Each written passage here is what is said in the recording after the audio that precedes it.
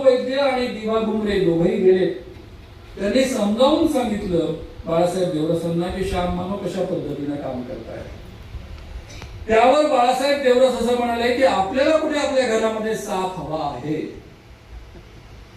पावड्याच्या लाठीनं साप मरतो ही चांगली गोष्ट आहे आणि कधीही RSSने माझ्या कामाला जाहीररित्या किंवा छुपा सुद्धा विरोध केला नाही. जर मी सुरुवातीला ही चळवळ नागपूर मधून सुरू करतो आहे आणि सुरुवातीलाच RSSने उघडपणे या चळवळीच्या विरोधात काम करायला सुरुवात केली असती तर मला काम करणं फार कठीण गेलं असतं. पुन्हा काही वर्षांनी ही तक्रार झाली. यावेळेस त्यांनी दिवा घुमरेंना बोलावून घेतलं. दिवा घुमरेंनी पुन्हा समजावून सांगितलं की श्याम मानवचं त्याच पद्धतीचं काम सुरू आहे. तो धर्माबद्दल काही बोलत नाही, देवाबद्दल काही बोलत नाही, त्याच्याबद्दल आक्षेप घेत नाही. फक्त देवाधर्माच्या नावावर जी लुबाडणूक होती त्याच्या विरुद्धच तो काम करतो आहे. त्यावेळेस पुन्हा बाळासाहेबांनी तेच वाक्य रिपीट केलं की बरोबर आहे, आपल्या घरात कुठे आपल्याला साप हवा आहे. पावड्याच्या लाठीनं साप मरत असेल तर चांगली गोष्ट आहे.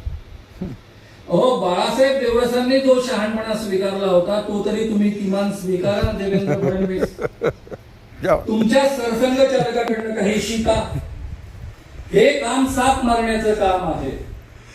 त्या कामाला तुम्ही चुकून मुख्यमंत्री आहात म्हणून थांबवू नका. उलट चांगली मदत करा. तुम्हालाही तुमच्या घरामध्ये साप नको आहे. साप पाळून तुम्हाला मोठं होता येणार नाही. त्यामुळे आता साप पाळणं बंद करा, सापांचं पोषण करणं बंद करा, सापांना खाऊ पिऊ घालणं बंद करा आणि साप मारण्याचं हे अंधश्रद्धा विरोधी जे काम आहे, जादूटोणा आम्हाला सपोर्ट करा आणि त्याकरता उभे राहा असं मी कळकळीचं आवाहन करेन आणि या ठिकाणी थांबेन. धन्यवाद, धन्यवाद, धन्यवाद.